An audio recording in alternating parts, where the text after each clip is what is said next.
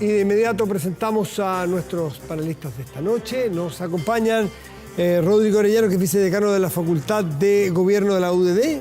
Rodrigo, buenas noches. Buenas noches, Matías. Mucho gusto. Igualmente, pues, y Marco Moreno, académico de la Escuela de Gobierno de la Universidad Central. Marco, como siempre, gracias también por estar. Matías, buenas noches. Estaba planteada la pregunta. El presidente Boric, a quien le va a llegar invitación, déjeme dar un contexto. Lula no va. Petro no va. ¿El presidente Boric debiera ir, Rodrigo?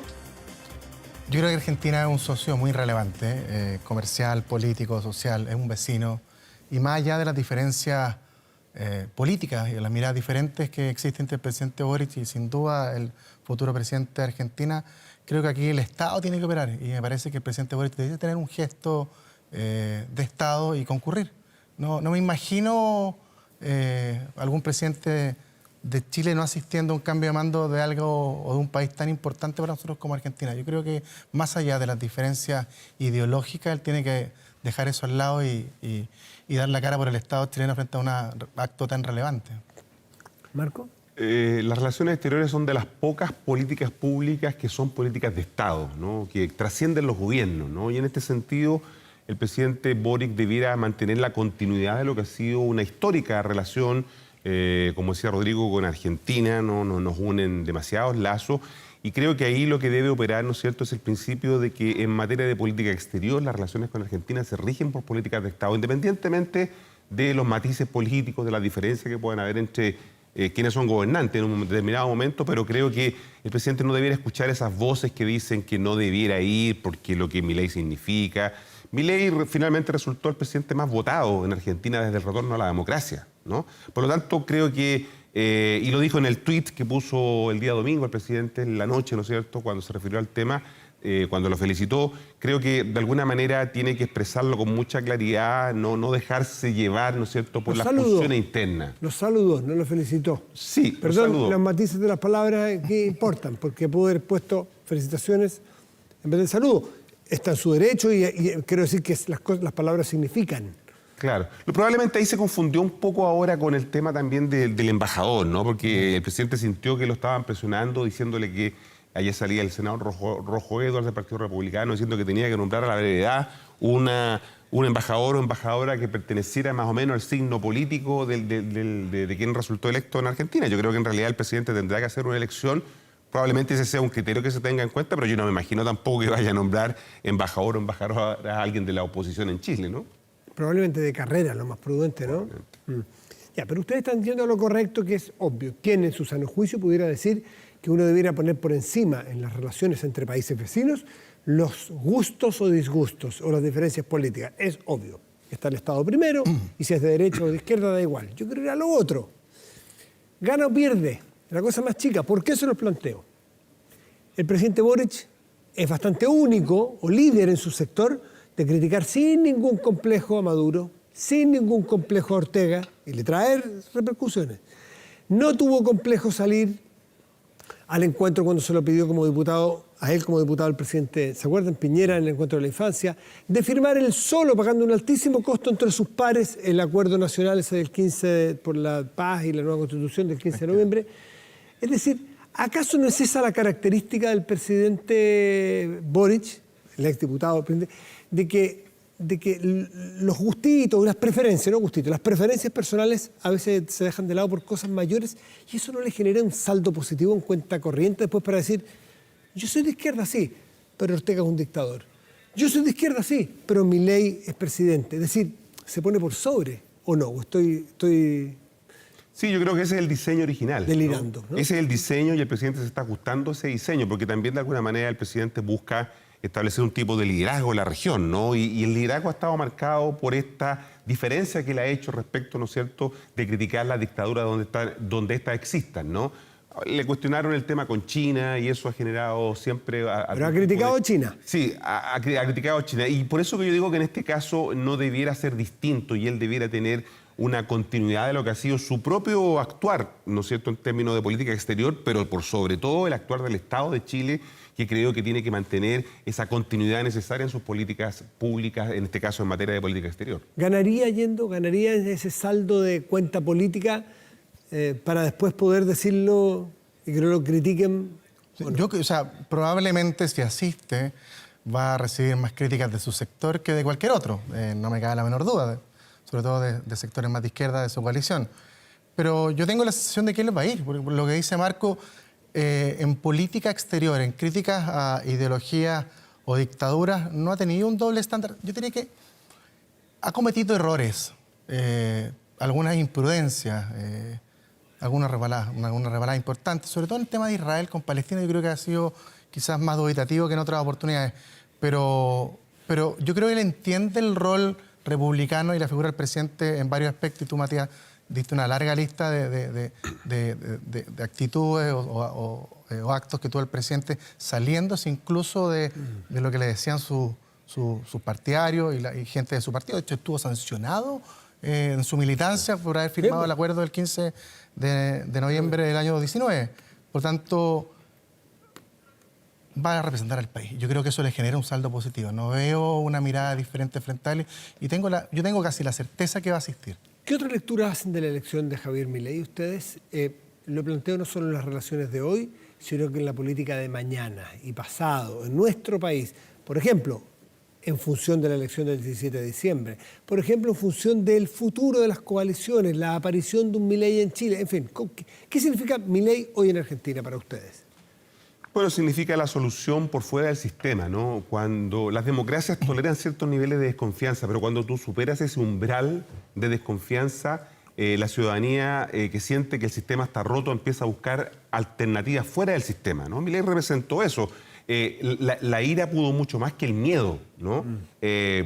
Finalmente la gente no tuvo miedo porque muchos decían, bueno, el salto al vacío, sí, pero eso fue mucho mayor que de alguna manera la bronca que genera todo el sistema político, y por lo tanto creo que esa es una cuestión que tenemos que poner atención en Chile. Ahora, lo clave para ver si un Milei puede tener posibilidades en Chile no tiene que ver con la elección, sino que tiene que ver con la gobernabilidad que él le pueda dar al país en los próximos años, ¿no? Él no tiene una alianza, no tiene una alianza política, tiene un acuerdo con el PRO de Macri, de Bullrich, todavía no lo ha conformado como un pacto político, fue un acuerdo electoral, y vamos a ver si es capaz de generar una alianza política, porque hoy día no tiene gobernadores, tiene una bancada muy pequeñita, ¿no es cierto? No tiene intendentes, que son nuestros alcaldes, y por lo tanto va a requerir de esa capacidad. Y por lo tanto, la puesta a prueba de Milei va a ser en relación a la gobernabilidad que le va a dar al país a partir del 10 de diciembre.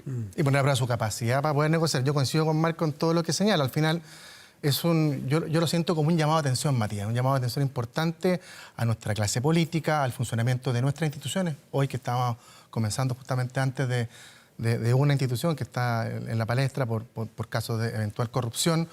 Cuando falla el sistema, cuando hay daños colaterales de la corrupción, cuando la pobreza crece, surgen personajes como Milei, outsiders de la política, sin bases, sin ideología, y que finalmente de alguna forma sorprenden los sistemas y genera estos conflictos para ver si son capaces de poder gobernar los años que vienen. Ustedes, esto es una hipótesis totalmente aventurada, incluso despersonalizar la de Milei, porque es muy, muy injusto decirlo, pero estos presidentes, estos líderes que llegan en estas condiciones sin respaldo en bancadas, es decir, con mucha dificultad de llevar adelante sus políticas, ¿qué es lo que deben hacer? Así como el electorado se sale y busca por fuera, un presidente que no tiene apoyo parlamentario puede buscar por fuera, y buscar por fuera es las autocracias, de Erdogan, Putin, en fin.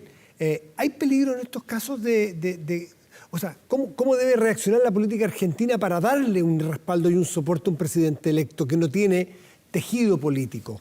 Sí, bueno, en este Ustedes minuto, son profesores de esto. Sí, en este minuto Milei tiene la ventaja de que la otra parte de la grieta, ¿no? El justicialismo, el kirchnerismo quedó muy golpeado, ¿no? Probablemente van a pasar varios días, quizás meses, en que se logre recomponer lo que pasa con el justicialismo, y eso le da un tiempo para que él pueda buscar ciertos acuerdos. Por eso te decía, tiene que construir un acuerdo político más allá del pacto electoral que tuvo con el PRO de Macri.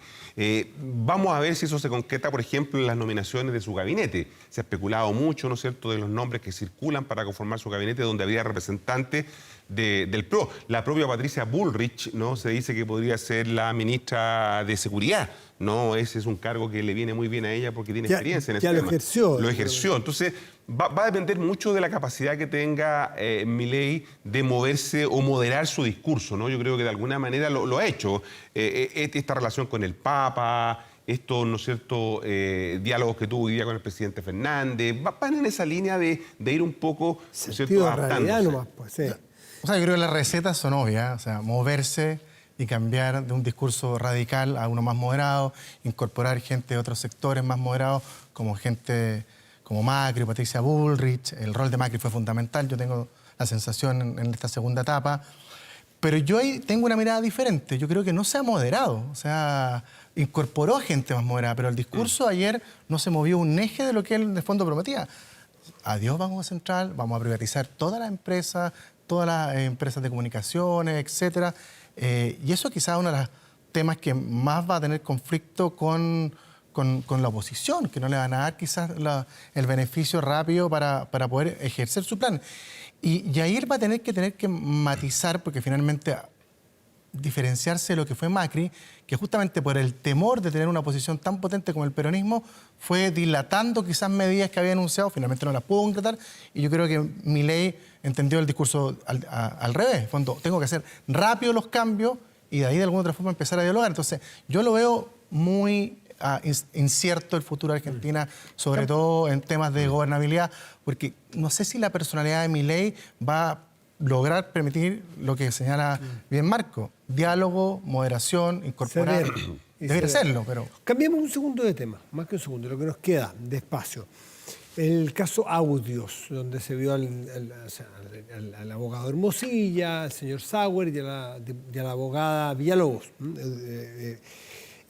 Leonarda Villalobos. Lo económico, las medidas del Servicio de Impuestos Internos hoy día, que son muy drásticas, ¿no es cierto?, apartando al jefe de la unidad de grandes contribuyentes, el señor Soto, suspendiendo a 5 funcionarios por sospecha. Es decir, parece que las cosas del audio no eran ciencia ficción. Tienen un correlato con la medida de las propias instituciones, pero me gustaría que ustedes tomaran, dado que son expertos en esta materia, en lo institucional, en el daño a lo institucional, a la democracia, a lo que puede escuchar un estudiante de ustedes que digan esto es todo podrido. ¿Para qué sirve la democracia? Es toda una pantomima, una obra de teatro. Porque todo se arregla si lo dicen las personas, pues. Claro. O sea, lo que pasó hoy día con impuestos internos es un golpe al corazón de la confianza, ¿no?, en una institución en la que los chilenos y chilenas creemos. No en vano nos meten la mano al bolsillo, ¿no?, en el mes de marzo, cuando tenemos que hacer la declaración de impuestos. Todos los meses. Todos los meses. A las pymes todos los meses. Entonces, de alguna manera creo Pero que... están como Milei ustedes. No nos mete nadie. Nosotros aportamos para que nuestro país tenga cómo hacer inversión social. Claro, pero Porque Milei sentado aquí hace 3 años decía eso. El Estado roba, decía, el Estado roba. Una institución en la que había tanta confianza. La decisión de hoy día, que es por algo, ¿no? Ahí se instala la sospecha, se instala la duda, se instala la confianza. Y recuperar la confianza en instituciones tan claves como el Servicio de Recaudación de Impuestos, ¿no?, impuestos internos en Chile, es de un daño muy, muy severo, ¿no?, a esa institucionalidad. Vamos a ver si resiste, ojalá que resista. Pero evidentemente se instala la idea de que la corrupción está más extendida de la que nosotros mismos queremos creer, ¿no? La encuesta del Centro de Estudios Públicos muestra que hay una caída en la valoración que la gente hace de la democracia, en la valoración de que la gente está dispuesta a ceder libertad, ¿no es cierto?, a cambio de seguridad, ¿no? Y eso es consistente con lo que decíamos antes, o sea, el tema de cuánto tolera de desconfianza una democracia, ¿no? Insisto, toleran ciertos niveles de desconfianza, pero hay un umbral que cuando tú lo superas entramos en una situación crítica que la única salida es extrainstitucional. O buscar justamente los Milei. Por eso yo decía que una llamada de atención a la clase política, a quienes gobiernan, a quienes hacen las políticas públicas, porque justamente en minutos en que ya tenemos una crisis de desconfianza frente a las instituciones, basta con mirar la aprobación que tiene el gobierno, los partidos políticos, el Congreso, un caso de corrupción que al parecer es bien grande, bien profundo, que beneficia a empresas con un martinglado bien potente, daña absolutamente... Perdón, lo que conocemos hasta ahora es que beneficia a empresas que son un tongo. Por eso las empresas son las que producen valor. Hasta aquí donde sabemos estas empresas producen facturas falsas. Claro. Entonces, en el genérico de empresa le queda un poco grande a lo que conocemos ahora de este factoring trucho. hay que ver qué tan extendido está esto. Si esa es y por eso me parece que el servicio actuó muy rápido. Efectivamente, todavía no sabemos más antecedentes, salvo que efectivamente había una correlación entre la narración de la abogada frente a la investigación que ya estaba haciendo Impuesto Interno con respecto a estas 40 y tantas empresas investigadas. Y aquí yo creo que son dos cosas las fundamentales. Primero, que actúe rápido la justicia y las instituciones, que se genere un punto de inflexión rápidamente, porque al final el daño puede ser muy, muy profundo, justamente cuando viene de una institución que de alguna u otra forma involucra hasta el pequeño contribuyente o a un gran empresario. Aquí no hay distinción frente al trato y la verdad es que por el bien de las instituciones, por los peligros que además pueden suceder después, me parece que tiene que generarse un golpe fuerte y potente. Además, estamos saliendo, ni siquiera saliendo, de otro gran caso que parece que es de corrupción dilatada con el tema de los convenios. O sea, ha sido un año en que la corrupción se ha tomado la agenda. El abogado de Luis Hermosilla, que es su hermano, Juan Pablo Hermosilla, que también es un penalista reconocido, cree que estos dos hechos que tú mencionas, Rodrigo, están vinculados, que habría algo así que podría haber no sé si usted la palabra un complot o una forma de tapar, que esto podría quererse tapar, este hecho de estos audios, esta filtración de audio, el caso convenios. ¿Cómo empatan estos dos? ¿Cómo se relacionan en la agenda de los temas sensibles o irregulares? Bueno, la encuesta del CEP, que se tomó entre septiembre y noviembre, el 2 de noviembre, muestra un incremento en la percepción de corrupción. Esa es la corrupción que vimos del caso Convenio Fundaciones. Eso es lo que la gente señala, ¿no es cierto? Y por eso que tiene un alza. No alcanzó a incluir esto, los audios. Probablemente la percepción sería mayor, ¿no? Y a esa corrupción en el sector público se agrega ahora esta otra, ¿no es cierto? Que también es pública, porque son dineros públicos los que el pago de impuestos, de la factura, quedan en entredicho y por lo tanto profundiza, como por eso te decía, esa desconfianza en que esta es una práctica más extendida de lo que nosotros suponemos, ¿no? Sería ilusorio pensar que esto solo lo hacía Hermosilla, la señora Villalobos y los hermanos Sauers. Probablemente hay otros más que estaban haciendo esto mismo y eso es lo que hoy día estamos expectantes a ver si esto destapa una caja de Pandora, ¿no es cierto?, donde van a salir muchos otros casos, tal como pasó con el caso Convenio. Recordemos que el informe del Contralor mostró que en las 13 seremías, ¿no es cierto?, en las 15 seremías, en los 13 gobiernos regionales, había situaciones absolutamente, ¿no es cierto?, fuera de la norma. Aquí, a lo mejor estamos viendo la punta del iceberg también, donde vamos a observar todo esto. Dije lo último, pero ahora sí que lo último, cada uno nos vamos, porque estamos muy contra el tiempo. La crisis o la microcrisis que estamos, o sea, la crisis es macro, es enorme. Micro me refiero a los hechos de la última semana, en seguridad, a partir del secuestro en Rancagua, luego lo de la granada a la Carabinera, fueron dos hechos muy potentes. De los más graves de los últimos De los más meses. graves. Es como, sin comparar, porque allá se perdieron vidas, como en marzo y abril hubo 4 policías, un PDI y 3 carabineros asesinados. Fue una crisis enorme. Se despertó una gran polémica, o sea, más bien una gran tensión política, acuerdos de fast track, etc. Ahora, otra crisis, afortunadamente sin personas muertas, en este caso ni policías muertos, pero igual de hechos de alta connotación. ¿Esta crisis cómo la está sorteando el gobierno, Rodrigo? El gobierno tiene un problema, tiene una carga que va a ser muy difícil sacarse, porque les guste o no les guste, cuando ellos no fueron gobierno, no aportaron mucho a la lucha contra la delincuencia. Entonces, la ministra de Interior tiene una mochila que se la carga parte del Congreso, parte de su gabinete, que de alguna otra forma son responsables en parte de lo que está sucediendo hoy en día. Ellos fueron una oposición que no aprobó en su minuto normas que aumentaban las penas, normas que restringían la inmigración y finalmente de alguna otra forma vemos quizás parte de lo que estamos viendo hoy es consecuencia de una mirada o una forma de haber hecho oposición durante el gobierno del presidente Piñera que tiene sus consecuencias hoy en día y que de alguna otra forma la afecta. Y ahí quiero sacar, por ejemplo, a colación en esos actos como desesperación, esta como invitación que le hicieron por parte de la ministra Toá a algunos... Uvilla, Chadwick, Gali. Exacto. Son como actos de desesperación para tratar del fondo de netear quizás la incapacidad que han tenido para poder combatir la delincuencia, pero yo creo que es responsabilidad también parte de que en su minuto no fueron capaces de entregar las herramientas suficientes para ello. O sea, es bien complicado. Sí, es que estamos hablando de un problema estructural, ¿no?, cuyas raíces son muy difíciles para resolver en un gobierno y esa es la dificultad que tiene el gobierno. La gente le pide soluciones, le pide resolver el problema, pero evidentemente este es el tipo de problema que no pueden tener respuestas fáciles, sino que tienen que tener respuestas complejas, ¿no? Pero la gente no quiere esperar, porque también estamos con un tema del tiempo, de la urgencia, y eso le hace difícil al gobierno poder diseñar una estrategia adecuada porque está muy presionado por la opinión pública que quiere que se resuelvan los problemas ya, ¿no? Y eso es lo que está complicando la gestión del gobierno. Marco y Rodrigo, gracias a los dos por estar aquí. Muy buenas noches. Buenas noches, Buenas María. noches.